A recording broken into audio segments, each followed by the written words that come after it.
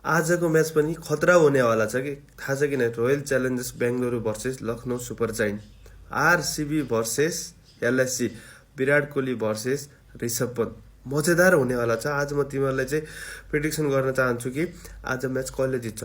पहिला चाहिँ आरसिबीको कुरा गरौँ भने आरसिबीको opener Philip salt Virat Kohli यिनीहरूले चाहिँ पावर प्लेमा चाहिँ मिनिमम 60 देखि 70 रन मजाले बनाउँछन् होइन। यदि चाहिँ आज कोहलीको बल्ला चाहिँ चल्छ त्यो सोलोले खेल्दैन, उसले चाहिँ आज बबाले खेल्नेवाला छ। उसले चाहिँ आज बबाले पारी आउँछ विराट कोहलीको ब्याटबाट अनि साल्टले पनि अलि साथ दिन्छ। त्यस्तै गरेर पार्टिकल र रजत पाटीदारको कुरा गरौँ, दुईटाबाट पनि कमसेकम मिनिमम 30+ त दुईटाको पार्टनरसिप हुन्छ, रन आउँछ होइन यिनीहरूबाट पनि। अनि टिम डेभिडको बल्ला पनि चल्नेवाला छ। ब्याटिङ आयो भने टिम डेभिडको बल्ला पनि आज बबाले बोल्नेवाला छ। अनि आज अर्को कुरा के छ तिमीहरूलाई थाहा छ, आज चाहिँ जितेश शर्माको बल्ला पनि बोल्न सक्छ है, किनभने आज जितेश शर्माकोबाट पनि रन आउन चाहिँ सक्छ, मैले यति चाहिँ भन्न सक्छु। अनि बलिङको कुरा गर्दाखेरि आरसीबाट कोनाल पाण्डे कम्फू भाइ इकोनोमी कम हुन्छ, विकेट 1-2 त मजाले कम्फू भाइ लाग्छन्। अनि आज चाहिँ डफी र हेजलवुड जसले खेले पनि तिनीहरूमध्ये दुईटा मध्ये जसले खेल्यो त्यसले चाहिँ 2 विकेट मजाले लिनेवाला छ।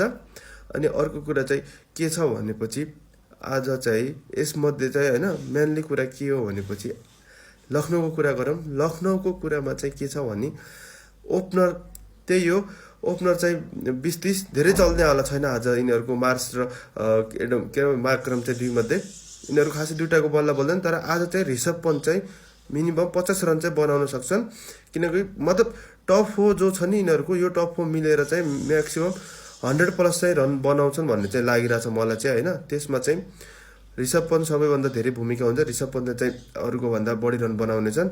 अनि अर्को कुरा चाहिँ के छ भने चाहिँ यहाँ गएर चाहिँ होइन बलिङको कुरा, आज सामी चाहिँ इकोनोमी कम दिए पनि ओपनिङमा चाहिँ विकेट चाहिँ लिँदैनन्। आज चाहिँ लास्टमा आएर विकेट लगे पनि 1 विकेटसम्म त लग्छन् सामीले, धेरै लग्दैनन्, 1 विकेट सामीले लग्छन्, 1 भन्दा धेरै लग्दैनन् आई थिङ्क। अनि त्यसपछि चाहिँ बलिङको अर्को कुरा के गर्ने, प्रिन्स यादव, दिग्वेश राठी र आवेश खान मिलेर यिनीहरू 3 जना मिलेर 3 विकेट चाहिँ लिन्छन्।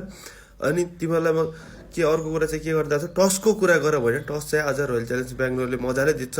टस जितेर उसले अब बलिङ गर्छ ब्याटिङ गर्छ, उसले चाहिँ आज बलिङ गरे पनि 200 त लखनऊले बनाउँछ, उसले ब्याटिङ गरे पनि 200+ उसले पनि बनाउँछ।